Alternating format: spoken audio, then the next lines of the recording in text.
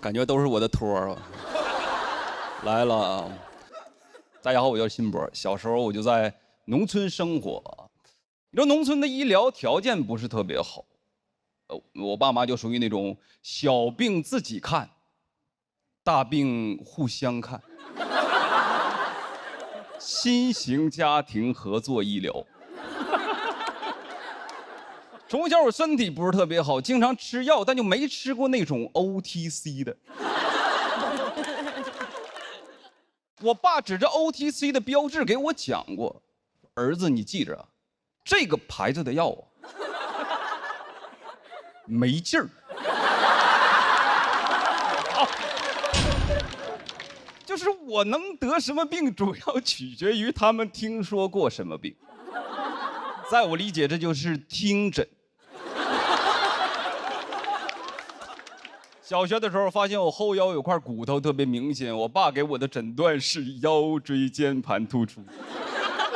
科普一下，这个病的发病期是19岁到50岁之间，那年我7岁。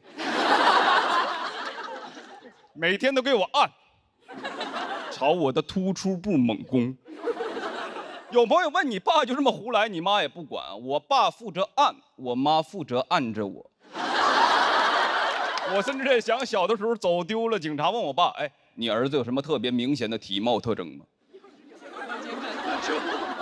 要不说你们当不了我爸。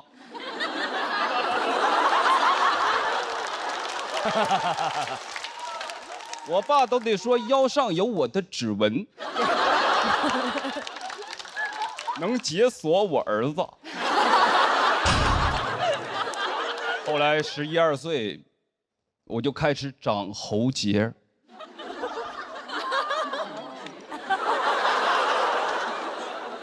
有点害怕，这能按死我吧？天天夹着嗓子说话，转移了，颈椎间盘也突出了。还有一次就是高中打篮球，被队友踩在了我的脚趾上，淤血一直不好。我妈的诊断是灰指甲。当时我爸已经外出打工了，但是通过电话的方式远程参与了我的会诊。2位专家的意见高度一致，确诊真菌感染，就开始了我长达18年的漫漫指甲路。听说那个5%盐酸阿莫罗芬有效果，吃了半个月让我停掉了。说儿子，我发现这个好像是个外用药。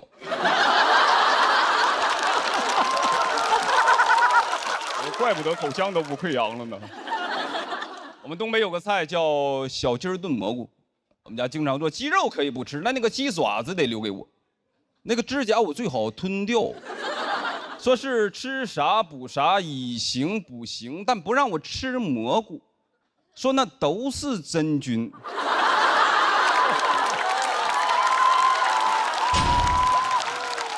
按照这个说法，我特别心疼云南人民，那就是全球灰指甲发病率的高地。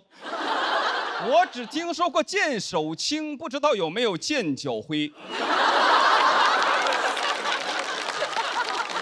昆明就是满城尽带灰指甲。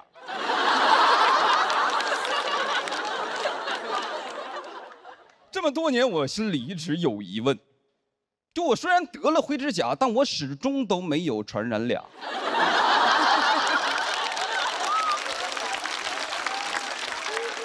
我妈给我的解释是，起码咱们控制住了。直到去年去捏脚，技师大哥看了一眼我的脚趾，说：“老弟啊，你这是湿疹，你回去买一管莫匹罗星。”我买了一管姜信姜仪，因为上面写着 OTC。这能有劲儿吗？抱着试试看的心态抹了半个月就好了，我感觉我的指甲都想给我托梦。18年了。当然，我爸妈也不是意见经常一致。北方冬天经常流感肆虐，本来一家人整整齐齐吃着晚饭，我好死不死打了个喷嚏。你知道，在我们家，如果我突然打了个喷嚏，那一定没有人想我，但一定有人想治我。我爸说是甲流，我妈说哎乙流。两个人争执不下，最终决定为了我2种药我各吃一半。这2个药的核心，一个叫阿比多尔，一个叫奥司他韦，都有一定的副作用。阿比多尔胃胀气，奥司他韦拉肚子。我奉劝各位啊，不要在胃胀气的时候拉肚子。我就像一台装了氮气的跑车。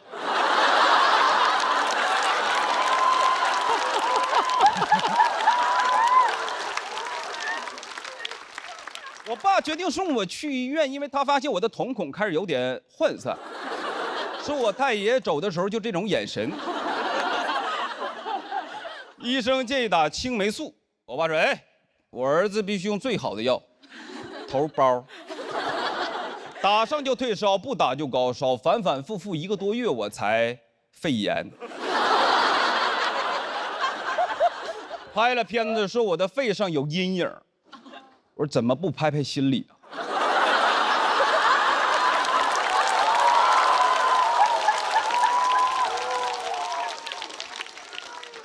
就那么个条件，大多时候就能靠经验、靠直觉。我受过教育，我现在自己生病就是上网学。啊，我们不看病就是我们家的遗传病，我们家也算是2代行医。不过这几年，我爸妈通过短视频这些中老年科研平台，学到了很多新的医学理论，发现对我有诸多误诊。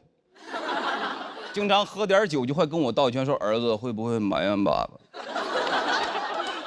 我说怎么可能呢，对吧？你们含辛茹苦把我养大。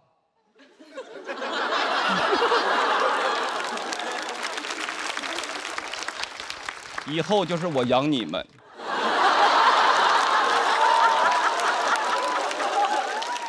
爸，你可要保重好身体呀，咱家的好日子都在后边呢。妈，你也是，我帮你按按。原生家庭，在我的理解就是原谅生我的家庭。这可能只是个时间问题，但是在我内心里还是希望我爸妈有朝一日能跟我道歉，跟我说孩子对不起，毕竟爸妈也是第一次当医生。谢谢大家，我是辛博。哎，大家好，我叫辛博。从小就在农村生活，我觉得农村的教育资源不是特别好。我的小学就那么几个民办教师，就是那种农民扮演的教师，乡村 coser。班主任老师姓张，他教我数学也教我插秧。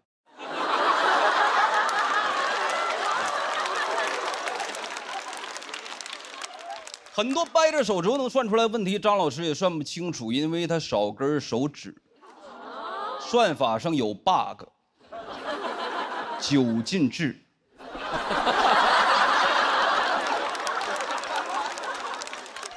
我很笃定，真的，我从小就很笃定，我一定得考上大学，因为我知道只有上了大学，才能结合着我的专业所学，让家里给我买电脑，买一台能玩所有游戏的学习电脑。所有的科目里边，数学最差，高考算是超常发挥，考了76分，按照9进制算是84。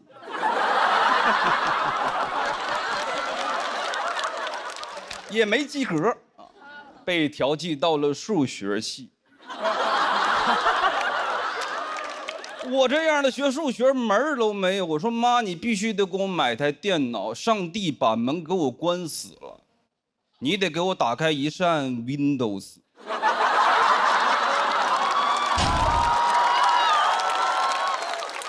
没复读啊，没复读，因为第一学年成绩的前5%可以转专业。也就是说，学好数学就能不学数学。同学们都在那儿苦笑说，学数学是不学数学的充分不必要条件。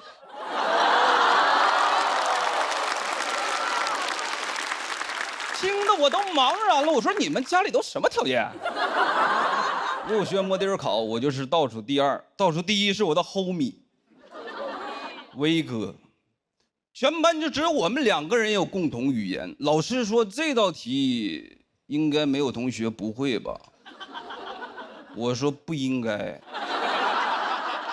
威哥说我不会。选我当班长，说反正你也学不进去。我说为什么不选威哥？他说也不能太蠢。我最想学的专业是计算机，因为小的时候就觉得黑客很酷。大学也自学，去黑客论坛上还拜过师傅，学费60。加了 QQ 给我传了个文件，如何盗号。我一点号就被盗了。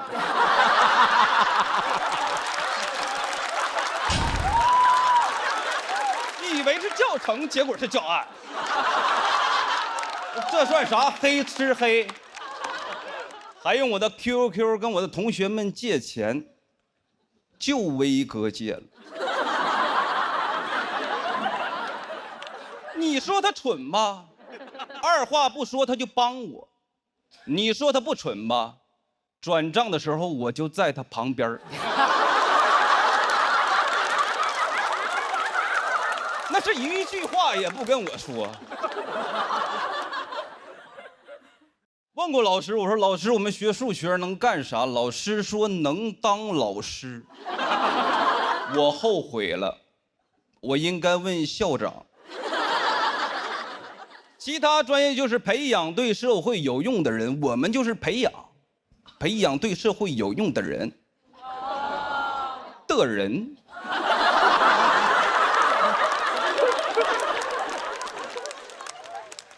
我发现啊，像我这种普通学校的冷门专业，社会给我们留的大多岗位都是销售类。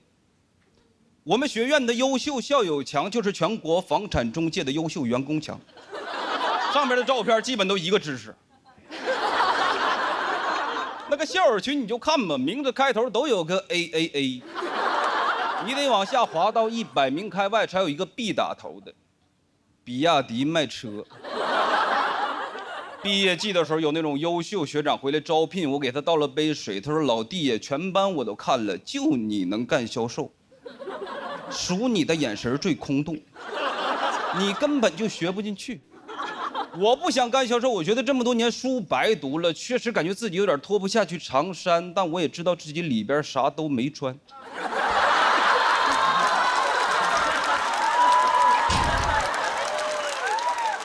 学长安慰我说，那销售和销售不一样，你上过大学的销售比那些没上过的至少大4岁。你就比你同龄人成熟。当然还有一个就业方向就是数转码去做编程，有专门的培训机构，3个月包就业，全班都去了，我跟威哥学了6个月，机构要给我俩退款，说是影响了这机构办学以来100%的就业率。我说不行，我只要工作。他说要不你们俩就留下来当老师，教数学。我没留下，在老师的推荐下，当地的矿务局要一个懂数学又懂计算机的人才。我说领导，我还懂点黑客。那个岗位就是坐在矿井口的岗亭里，对着一台电脑屏幕，下去一个矿工，我就在 Excel 上+1，上了一个我就全都懂数学和计算机。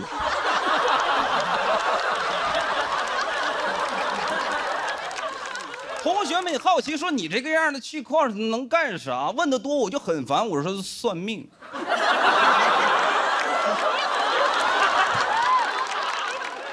有一次下去7个，上来8个，给我吓坏了。我说这是挖到墓了，对不上账，是不是我得下去？每天除了我矿井口就没有人，整整3个月，我的日子过得就像个小日子，井上一郎。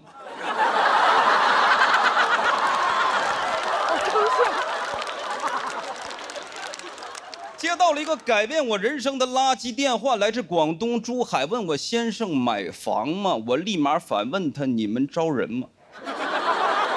我学数学的，他说我学物理的。我说城濮求是，他说博学笃行。我们学校的校训。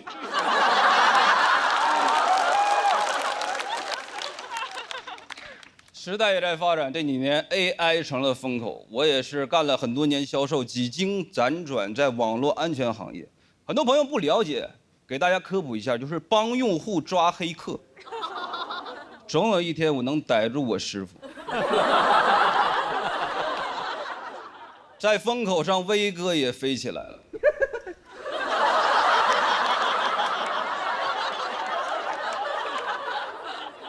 他现在是一名自动驾驶算法的工程师。来杭州开会，我开车接他，他跟我说：“你把自动驾驶关喽。”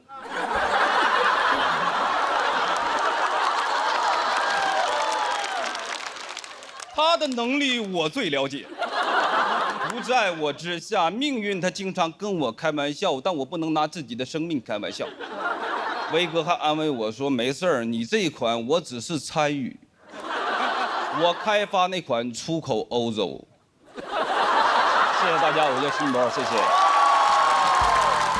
大家好，我是辛博。哎，看着观众都很年轻啊，怎么样？都结婚了吗？没有。挺好。我是喜欢见证幸福，但我不喜欢参加婚礼。尤其那个吃席环节，熟人还行，碰到陌生人就总容易陷入那种尬聊。那个，我是他小学同学，你呢？大学同学，真好。那个听口音东北的吧？东北哪儿？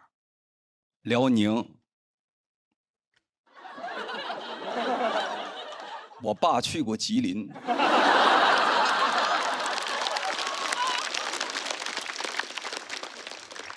我能说啥？我说怪不得没见过你呢，兄弟。而且我觉得婚礼的主角也不是新郎新娘，就是婚礼的司仪，它主宰一切。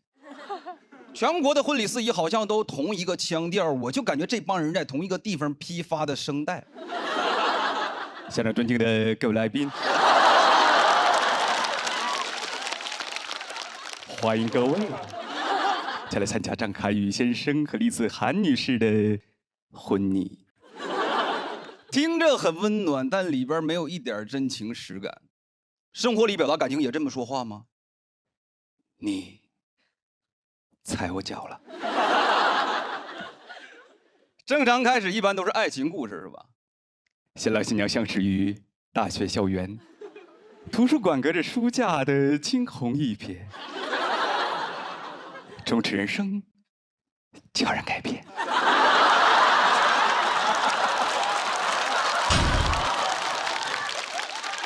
我坐在台下看着新郎，我的兄弟，我用我的人品担保，他绝对不会去那种地方。我们俩4年的开黑记录就是他的不在场证明。没有他，我不可能知道本科延毕最长只有6年。特别奇怪，就是大学恋爱走到婚姻相识就得在图书馆，让我感觉图书馆就是个灯红酒绿的地方，藏污纳垢，知识改变桃花运。都什么时代了？我觉得大家怎么恋爱走到婚姻都很正常。打游戏认识怎么了？有什么不能讲的？新郎新娘相识于王者峡谷，经历过小学生的谩骂，也时常问候别人的全家。还有5秒，新郎新娘即将闪现登场。掌声欢迎这对双排新人。有请摄影师用 Live Photo 神器 vivo S30记录下这美好的瞬间，快乐你就 vivo Live。我特别受不了司仪的一个点就是司仪特别喜欢煽情，特别喜欢煽情。中国有一个传统叫做丧事儿喜办，我感觉他们就是想，对，喜事儿丧办，尤其针对新娘。此时此刻，又有一个家庭失去了女儿。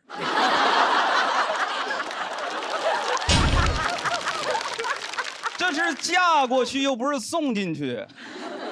新娘回头再看一眼你的爸爸和妈妈，跟养育了你20多年的爸爸妈妈告个别吧。爱情的坟墓是真要埋人呐，我都担心他从包里掏出一个令牌往地下一拽，斩。新娘起早贪黑费多大劲化个大妆，被搞得2道黑线留下来，跟那个某巴克的 logo 似的。如果你的泪点比较高，它会有后招。此时此刻，丫头，还记得儿时父母怀抱的温度吗？去，给他们一个温暖的拥抱。新娘没感动到，给花童吓一跳。如果你的泪点奇高，他就会有绝招，他会看一眼音响老师，并且给音响老师一个信号。音响老师会直接把音乐推向高潮。时间都去哪儿了？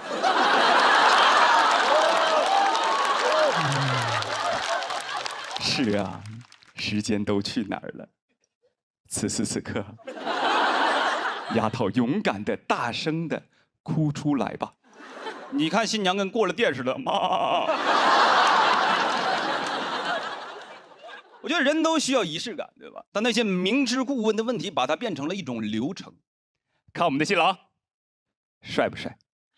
能说啥？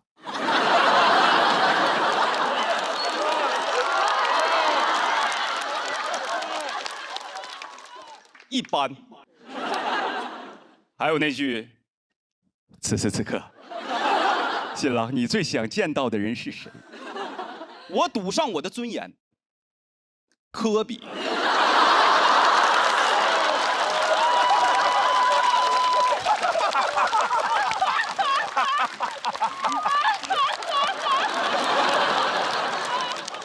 我都担心他单膝跪地时候喊出的不是宝贝嫁给我，而是湖人总冠军。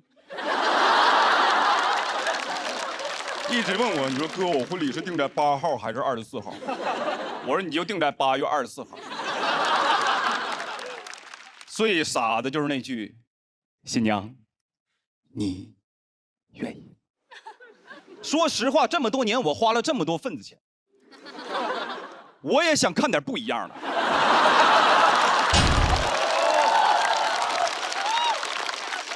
我不愿意，我被逼的，我妈身上有炸弹。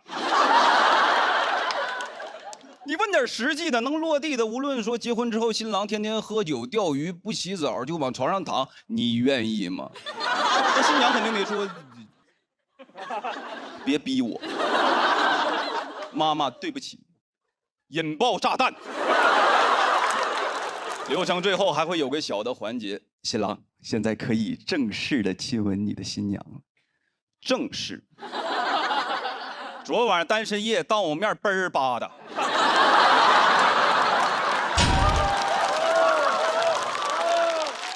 舌头都系成蝴蝶结了，那都不是正式，那都是测试，小 kiss。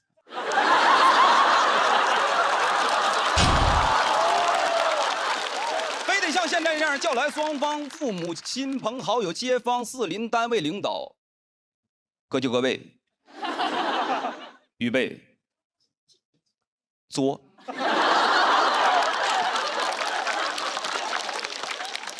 亲一下得了呗，亲一下得了呗，亲吻不停，掌声不停。鼓掌的人不想鼓，接吻的人不想亲，就他自己玩得挺开心。婚礼流程什么时候结束？不是仪式的完成，就是那句开席。台上新郎还在那真情流露，台下大姨已经抖落开了塑料布。新郎说：“你是我的全部。”大姨说：“全部都是我的。”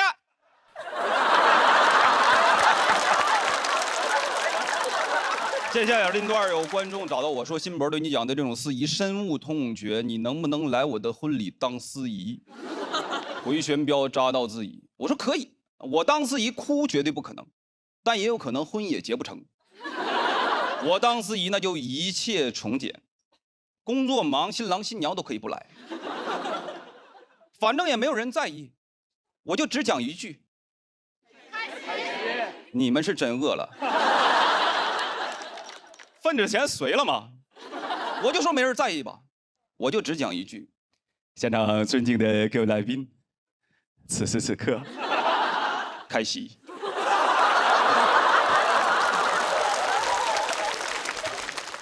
我是明年4月份办婚礼，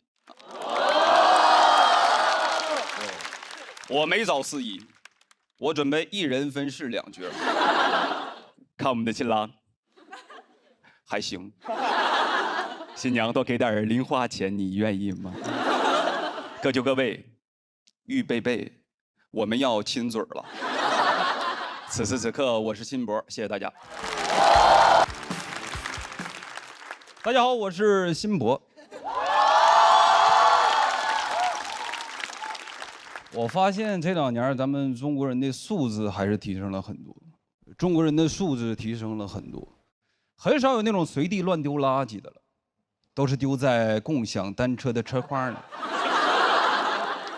多好啊！垃圾不落地。每回我都得把那个垃圾从车筐里拎出来，再放旁边车里。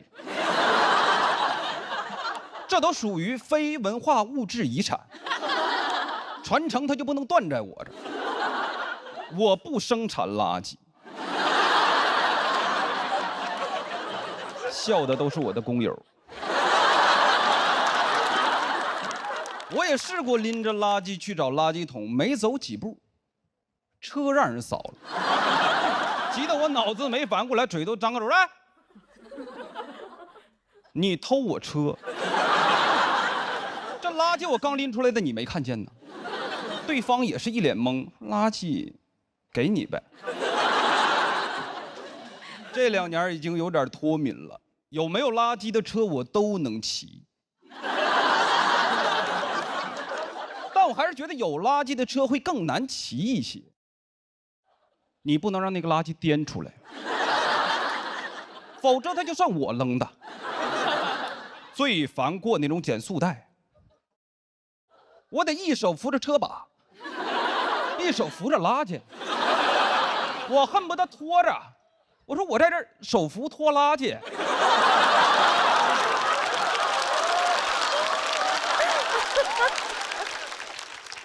最怕玻璃瓶，再碰到减速带，我得立马控屏，掉出来玻璃心得碎一地。那天扫了台车，不知道哪个孙子吃剩了半包辣条，我真是想尝尝麻辣王子，从小我就爱吃。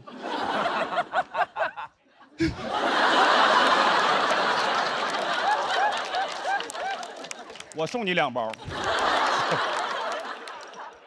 骑到地铁口还车，有个哥们迎面向我走来，周围没车了，他跟想接手这台，他也看到了车筐里的垃圾，他就。你知道有的时候人受了委屈会不自觉的自言自语给自己解释，不是我吃的。他冷漠的眼神仿佛就在告诉我，就你扔的。早知道我吃了好了。报复性的想文明一把处理一下车筐里的辣条，但你知道地铁口的垃圾桶总被那个什么电瓶车团团围住。好在电瓶车也有车筐。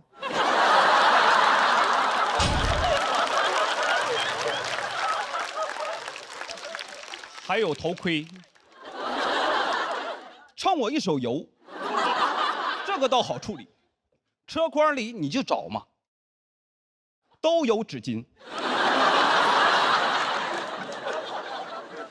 我觉得咱们素质还是得继续提，对吧？比如说我们扔的时候，可以按照共享单车的品牌搞一搞垃圾分类。小哈丢干垃圾，小菊丢失垃圾，小就是垃圾。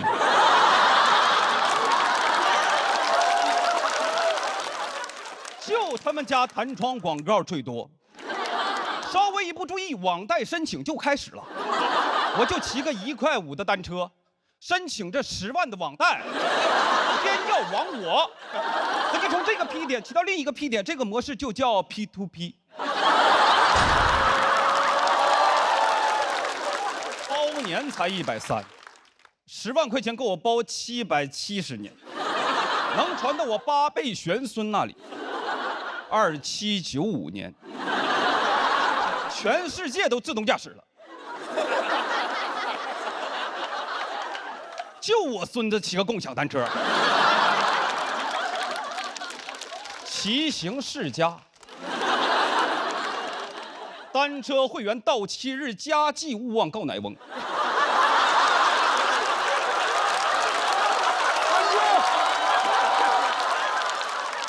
感谢吧，感谢你8辈祖宗。小哈就很好，小哈就不弹窗，小哈会在我第一次骑过他们家共享单车之后，就偷偷的帮我把网贷给注册好。哈特暖暖。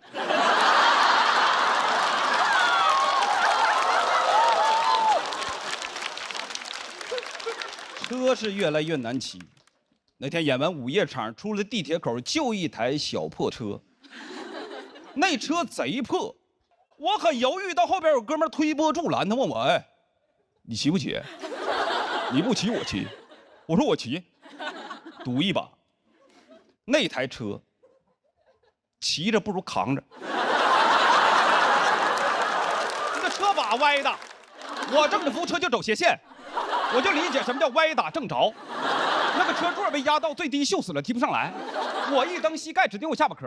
为了不顶到，我还得左右闪躲。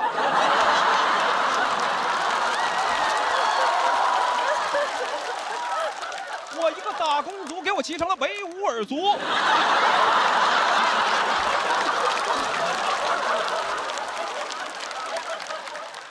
上坡我得站起来猛蹬，下坡还行，就是刹车不灵。骑进去我300块钱医药费，还行，网贷额度还剩99700。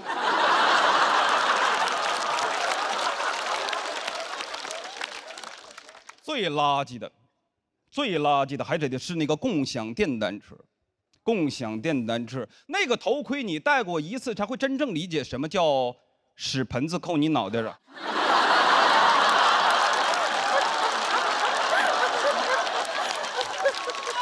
臭到，朝闻道，夕死，所以不带警察惩罚我，带了老天惩罚我。那个味儿从天灵盖就冲进来了，保护我的脑子，击溃我的心理。这跟从垃圾堆捡个口罩带点有什么区别？我就感觉我的脑袋被流浪汉用腋下夹住了。我头都是馊的，我嗖往前骑着，那风往后吹。只要我骑得够快，风和味儿就追不上我。唯一一个比那个头盔更臭的，就头盔那袋儿。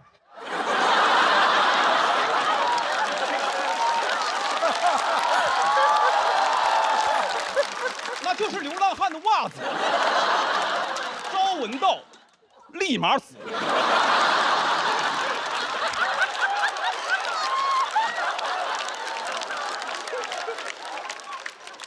但是记住，一定要记啊，一定要记。你要是不记，一拐弯他就甩你嘴里。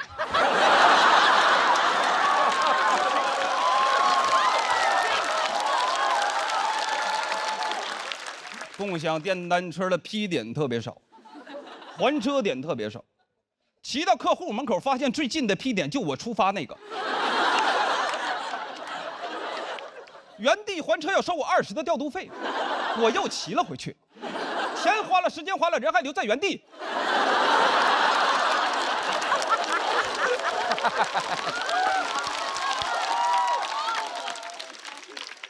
见客户迟到了，回来领导开车顺我，给我一顿臭骂。唯一一个比那袋儿更臭的，就是领导的嘴。我说领导，你把安全带系上吧，一拐弯再甩你嘴里。上个班儿，骑破车，戴臭盔，挨臭骂，就为了挣几个臭钱。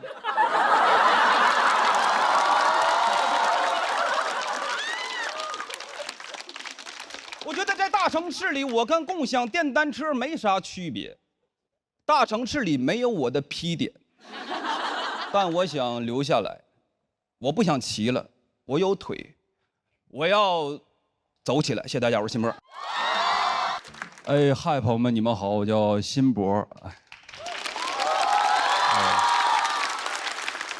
我32岁了。32岁是同龄人结婚的高发期。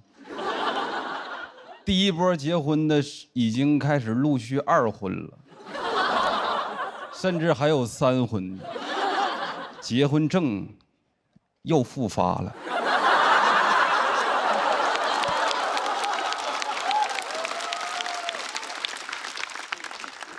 经常在微信上收到婚礼请柬，那种电子请柬收到过吧？作为一个被邀请的人，我只关心什么时间在哪儿办。但想了解到这些信息，我必须得先看一组新人大片儿，没法跳过，咱们就得被他们的爱强制爱。翻了半天，7月2号在秦皇岛阿那亚拍的这组婚纱照。我说你真行，去得起阿那亚，去不起图片水印。那照片怎么说呢？真好看，真甜蜜，但有的时候也真不像啊。生活里也不长这样，我都眯着眼睛往后滑，滑到最后还是一个植入的广告按钮，叫“我也要制作”。谁会看完别人的婚礼请柬就说：“嗯，我也做一个。”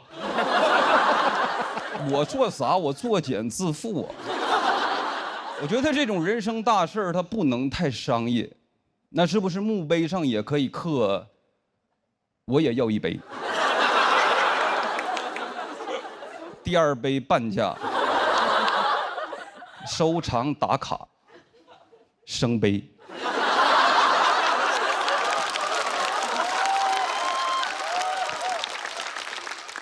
要免广告得做请柬的人办会员。我研究了一下啊，婚礼请柬的会员分2种，一种叫包年会员，一种叫终身会员。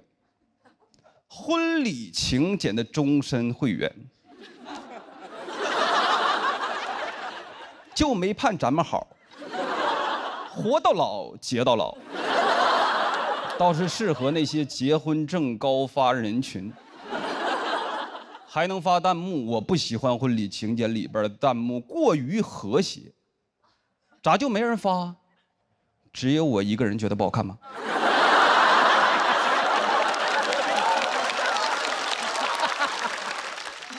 他们不离婚，真的很难收场。接。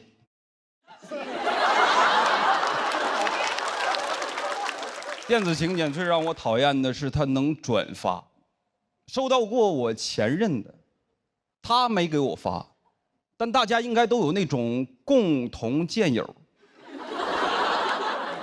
谁能不好奇点点？我也转发，发给我爸，用他的手机发弹幕。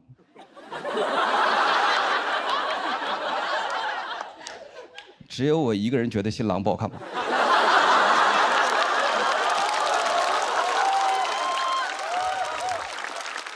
快乐持续到见友给我转了一张截图，我才知道这玩意儿后台有个功能叫谁看过我。图中显示辛博第15次查看了你的作品。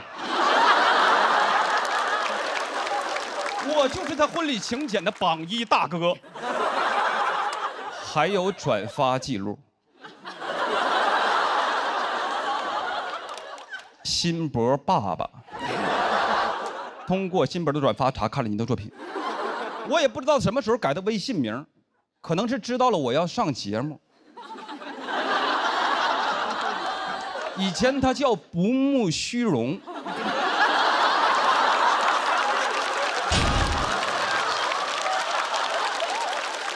我说爸，你应该改叫慕容复。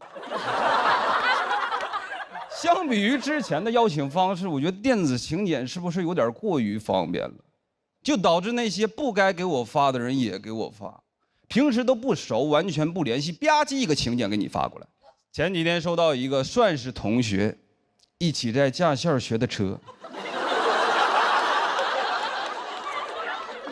一个请柬加条语音，老同学想你了。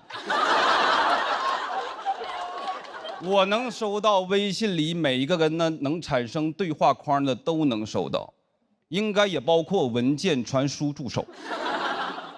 拉黑他不过瘾，我也要制作，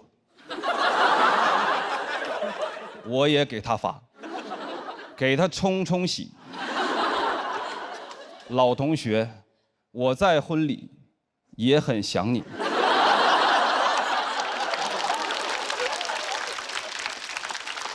但如果都这么方便了，还没给我发的，那就是不拿我当朋友了，凭什么？对吧？大学室友，我也想不明白为啥有些人就是走着走着就走了。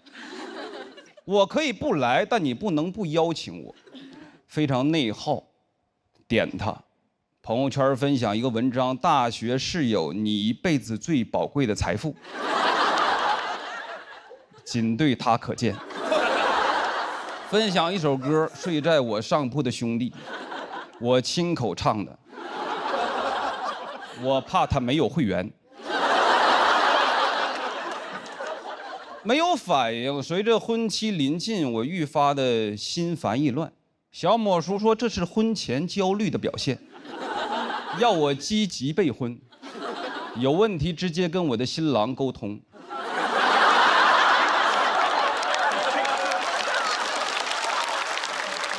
我鼓足勇气去跟他说为什么不请我，他说发群里了，你没看见吗？我说什么群？他就撤回了。